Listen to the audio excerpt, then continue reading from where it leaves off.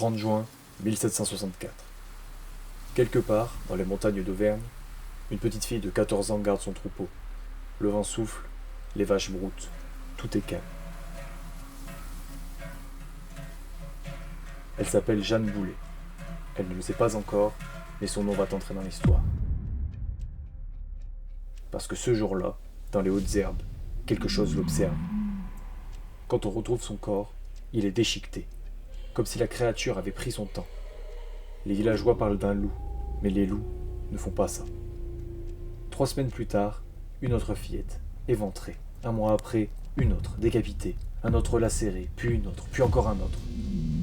Et tous ont un point commun. Des enfants, toujours seuls, isolés, entre 8 et 15 ans. En quelques mois, le Gévaudan compte ses morts par dizaines. Les bergers ne rentrent plus la nuit, les mères cachent leurs enfants dans les granges. On murmure un mot, à voix basse, devant les cheminées. Un démon. Les rares témoins qui survivent décrivent tous la même chose. Une bête plus grosse qu'un veau, à pelage rouge, rayé de noir, des crocs longs comme les doigts d'un homme, mais surtout, des yeux écarlates. La région est en panique. Le roi Louis XV envoie ses meilleurs chasseurs, une armée, des primes, des combattants.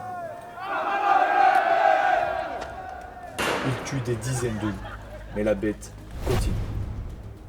Un nouveau meurtre à l'est, à l'ouest, la nuit, le jour, puis plus rien. Elle disparaît pendant des semaines et frappe de nouveau à 40 km du Gévaudan. Comme si elle savait, on avait l'impression qu'elle choisissait, qu'elle regardait nous épuiser. Les questions s'accumulent et aucune n'ont de réponse. C'était un loup? Non, il était beaucoup plus gros. Une hyène? Pas possible, il n'y en a pas en France. Serait-ce un homme? Un tueur? Qui aurait une bête dressée pour couvrir ses crimes? Pourquoi les enfants? Pourquoi presque que des filles? Pourquoi toujours seuls? 3 ans de terreur, plus de 100 victimes et une vérité que personne aujourd'hui n'a encore percée. Le 30 juin 1764, Jeanne est devenue la première.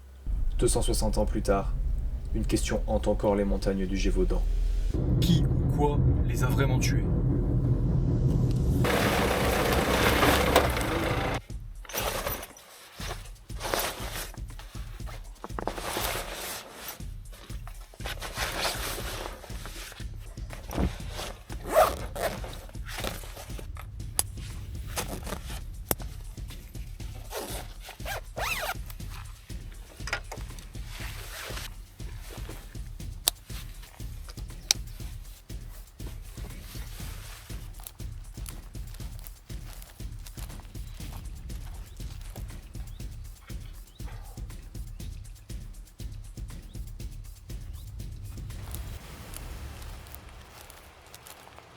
Bon, on va aller sur la trace de la bête du Gévaudan aujourd'hui. On va aller dormir là-bas.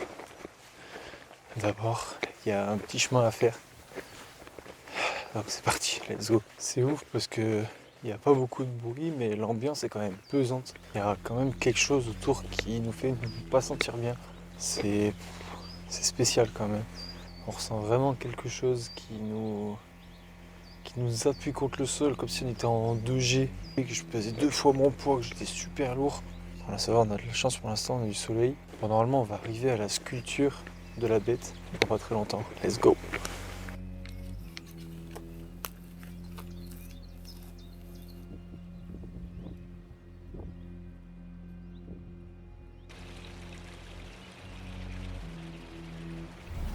Et la première destination, c'est ici. Donc on peut voir une première représentation de la bête qui a été faite en 2022. C'est la représentation de la bête du Gévaudan, bien sûr qui domine derrière tout Sog. Donc on voit, on est vraiment juste au-dessus.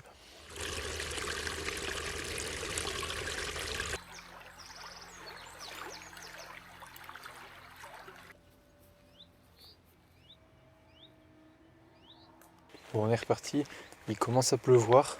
Donc je vais me bouger, entrer direct dans la voiture. De toute façon, il faut que j'aille chercher ma tente. Et je vais pas pouvoir dormir, je pense, dehors. Parce que là, c'est trop la merde. Il y a soleil, pluie. Il commence à un petit peu pleuvoir. Je me suis mis sous des branches, etc. J'espère que ça va pas durer, que je vais pouvoir ressortir avec la tente. Là, c'est chaud. Là, je refais un petit bout de chemin. et je vous prends là-bas.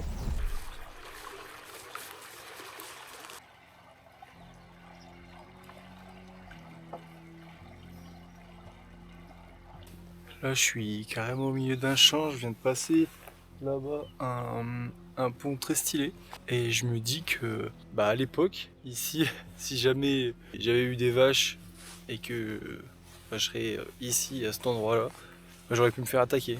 En plein jour, comme ça, la bête aurait pu sortir des arbres juste derrière et m'attaquer, tout simplement. Pas plus compliqué que ça.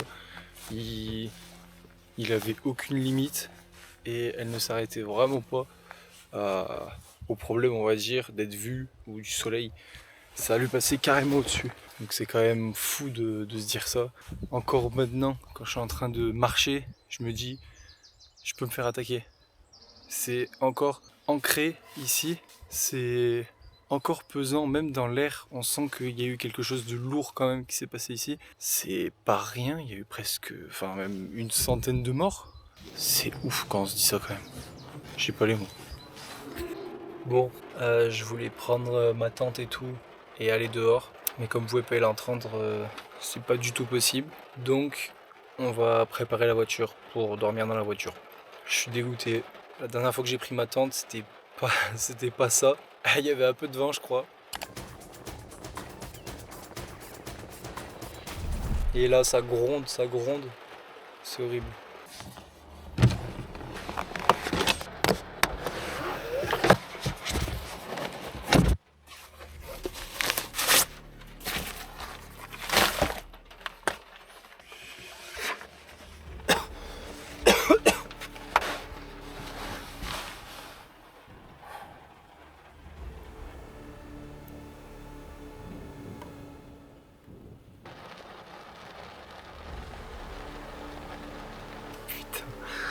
Je vais me prendre un orage dans la gueule.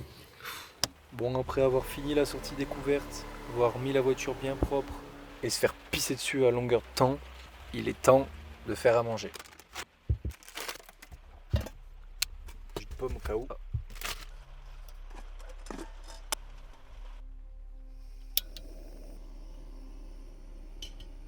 Parlons maintenant du contexte de l'époque et qu'est-ce qui s'est réellement passé. Cette bête, elle a commencé à sévir en 1764, donc il n'y a pas si longtemps que ça, et elle commence à prendre beaucoup d'ampleur. C'est-à-dire que presque chaque jour, il y a un mort. Chaque semaine, il y a un mort. Et elle sait, elle fait.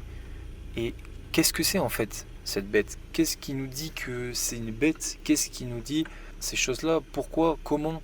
Elle choisit ses victimes en fonction de leur âge, de leur sexe et de la potentielle défense qu'il pourrait avoir vis-à-vis d'elle. Elle va surtout cibler les enfants, souvent les filles, très jeunes, à 10 ans quoi, ou alors les femmes ou les vieillards qui vont dans les champs, dans les prés, avec leurs animaux, mais du coup qui sont tout seuls. Et elle cherche vraiment des gens qui sont solos et qui peuvent malheureusement pas faire grand chose pour se défendre. Donc elle sévit beaucoup, de plus en plus, et elle est de plus en plus dangereuse. C'est quand même des choses qu'on voit rarement à l'époque, et surtout on ne sait pas ce que c'est. Ça peut être n'importe quoi. C'est très sanglant à chaque fois, et des fois elle mange la moitié du corps, et des fois elle ne mange pas, elle ne touche pas, elle tue, et elle ne cherche même pas à se nourrir.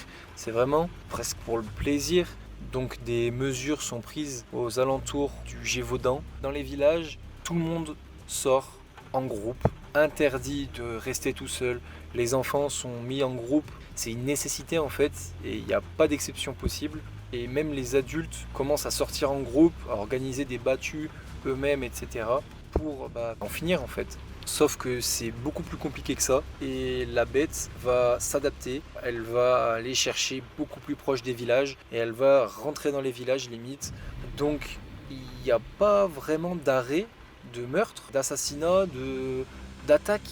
Ça commence à être de plus en plus médiatisé, donc l'angoisse et la peur font que ça marche beaucoup dans les journaux, nationaux, internationaux même, et ça fait le tour de l'Europe. Donc c'est quelque chose de maintenant réel, qui est ancré en 1965 qui est vraiment ancré dans la France en fait, qui vient terrifier l'entièreté de l'Europe et qui vient marquer toute l'Europe.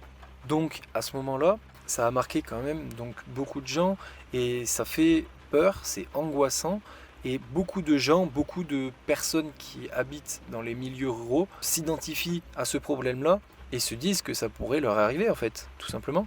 Le roi Louis XV, qui est à la tête de la France à cette époque-là, cherche à augmenter les taxes. Et comment mieux faire passer les taxes en jouant de cette soi-disant célébrité de la bête du Gévaudan qui a fait le tour de toute l'Europe. Et ben, on va surfer sur la vague et on va tout simplement offrir une récompense de 10 000 livres. C'est pas rien, hein, 10 000 livres. Je vous mets ici combien ça fait à celui qui tuera la bête et qui l'amènera à Versailles. Et en fait, c'est bien joué parce qu'il montre qu'il protège la France en payant, entre guillemets, de bons chasseurs parce que des chasseurs de toute l'Europe viennent dans cette région du Gévaudan. Ça fait beaucoup parler et des centaines de chasseurs viennent pour abattre cette soi-disant bête. Le roi Louis XV envoie aussi des soldats, des chasseurs et même son garde rapproché. Donc des battues sont organisées, des rondes sont faites autour des villages et on veut vraiment ne plus avoir cette bête. C'est plus envisageable. Il faut savoir que cette bête, elle a quand même fait entre 88 et 124 morts en 3 ans. C'est énorme. Ça fait quelqu'un tous les 3 jours, tous les 9 jours. C'est quelque chose d'impensable, de illogique presque. C'est quelque chose vraiment qui est improbable à l'époque et qui terrifie tout le monde. C'est une peur et une angoisse globale. Et bien sûr, la surmédiatisation de l'affaire à l'époque et cette peur et cette angoisse viennent appuyer ce problème-là et cette histoire-là. C'est pour ça qu'on la retrouve encore de nos jours. Et cette histoire, elle a quand même eu une résonance particulière en France parce que on connaît, on l'a tous déjà entendu parler, le nom de la légende, c'est quelque chose quand même qu'on a tous entendu de près ou de loin. C'était qu'il y a quand même 260 ans. Il y a même des sculptures, des gravures, des récits, il y a eu un film. Si vous parlez à vos grands-parents, ils connaîtront forcément. C'est indéniable. Et c'est quand même une bête intrépide, intouchable, on va dire même. C'est une bête qui a un mode opératoire qui n'est pas celui d'un autre animal, qui n'est pas celui d'un animal qu'on connaît en tout cas. C'est surtout des attaques rapides, très rapides même. Les victimes étaient surtout attaquées à la gorge ou au visage. Il n'avait pas peur de l'homme. Il attaquait aussi en plein jour, surtout des attaques d'une grande violence. Et il mutilait parfois ses victimes très violemment et c'était souvent très très sanglant. Hein. Je vous fais pas un dessin quand on attaque là, c'est pas ouf. Il y a quand même une vague description d'elle qui se fait et qui apparaît. C'est qu'elle est semblable à un loup mais quand même différent. Qu'elle est très massive, un pelage rougeâtre strié de noir et surtout un museau très allongé. C'est la vague description qu'on a de cette bête-là. Est-ce que c'est un loup solitaire ? Est-ce que c'est plusieurs loups qui viennent de plusieurs endroits et on fait le lien sur une seule bête ? Est-ce que ça serait un tueur en série qui a dressé un animal ? Est-ce que ça pourrait être un animal exotique qui s'est échappé ? Une hyène ou un lion ? Est-ce que c'est un hybride ? On sait toujours pas ce que c'est. Et c'est quand même fou de se dire qu'on n'y connaît rien au final. On ne sait pas. On est dans l'incompréhension et dans la peur totale. Et dans cette angoisse sociale qui vient dire que c'est peut-être pas qu'un animal.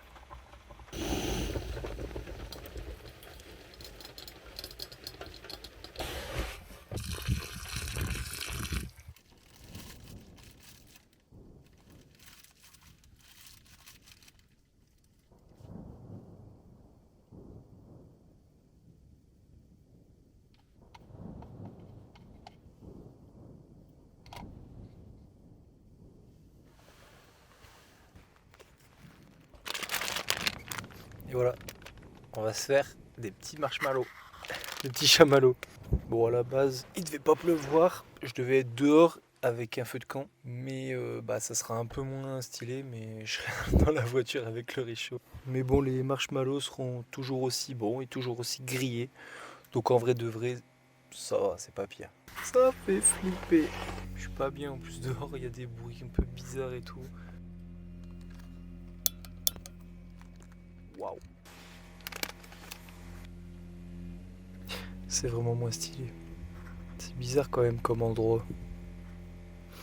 La journée, ça a l'air normal en vrai. Mais là, il n'y a plus rien. Plus de bruit, à part le bruit des lampes et ce bruit-là. C'est là que ton cerveau il commence à travailler et imaginer des choses. Pas mal. Parce qu'en vrai, ici, t'es vraiment jamais sûr d'être seul en fait. Même si y a rien. Des gens seuls, dans des moments complètement normaux. Il y a une histoire qui est restée d'une mère et ses enfants. Ils étaient dehors, un moment tout à fait normal quoi. Et à un moment, la mère elle sent qu'il y a quelque chose qui va pas. Elle comprend même avant de voir ou d'entendre quelque chose. Elle bouge pas, elle se met alors devant ses enfants. Elle les pousse derrière elle. Et là, ça va trop vite. Elle se fait attaquer par la bête. Elle tombe au sol. La bête la mord. Elle se débat. Mais elle lâche pas et se bat au péril de sa vie pour protéger ses enfants. Et malgré ça, ça suffit pas. Un de ses fils est gravement touché. Elle est recouverte de blessures, de sang, au bord de la mort. La bête, elle, prit son fils encore vivant et disparaît dans la forêt. Il sera finalement retrouvé quelques jours plus tard, sans vie et sans blessures supplémentaires. La bête ne l'avait pas touché, elle l'avait laissé mourir des suites de l'agression. Ce jour-là, la mère n'était pas seule, mais ça n'a rien changé. C'est ça qui reste ici, pas ce qu'on voit, mais même le fait que les gens faisaient tout, ça ne suffisait pas.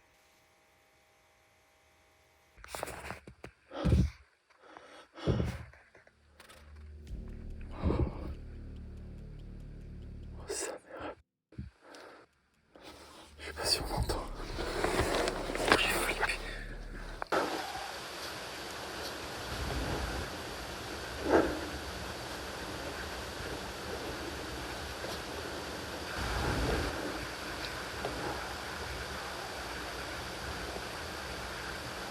Je vais quitter mes chaussures. J'ai les pieds trempés. Dieu merci, j'étais à côté de la voiture. J'étais en train de faire quelques plans dehors. Et j'ai entendu, mais genre c'est pas un aboiement, c'est quoi? Oh mon cœur il était là. J'ai même pas eu le temps de filmer, je suis rentré dans la voiture. Je tremble sa mère.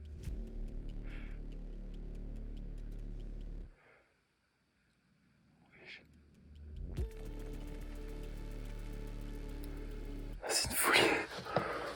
Oh, je me suis fait trop peur. Mais genre c'était pas un aboiement, c'était... Regarde, vous pouvez voir, la caméra elle est encore allumée là. J'étais en train de faire des plans dehors. Genre j'avais presque fini. Et là ça commence à faire ça.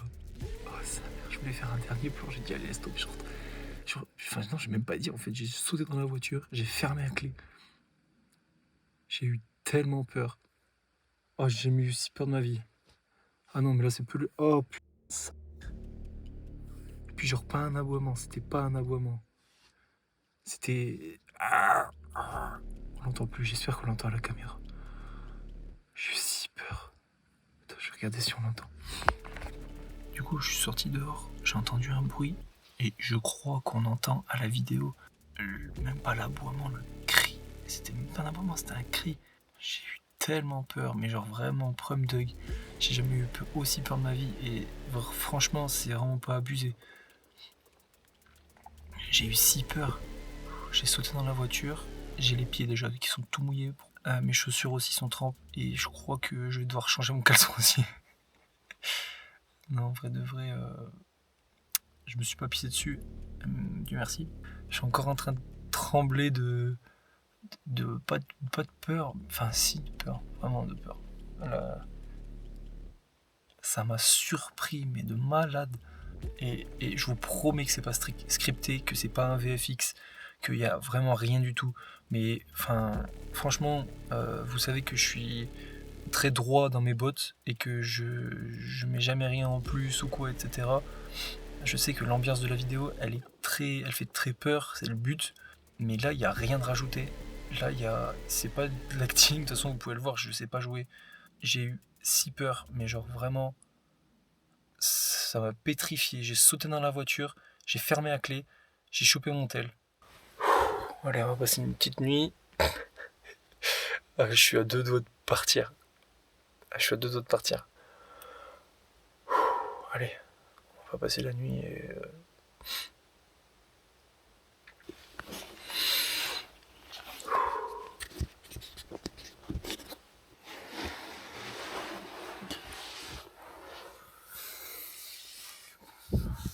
Voilà, c'est la fin de notre aventure et de ce petit bout d'histoire. Dites-moi en commentaire si vous avez kiffé et racontez-moi vos théories les plus folles. Pensez bien sûr à vous abonner, à liker, ça soutient beaucoup la chaîne. Et surtout avec la peur que j'ai eue, je pense que je m'en souviendrai un moment de cette histoire.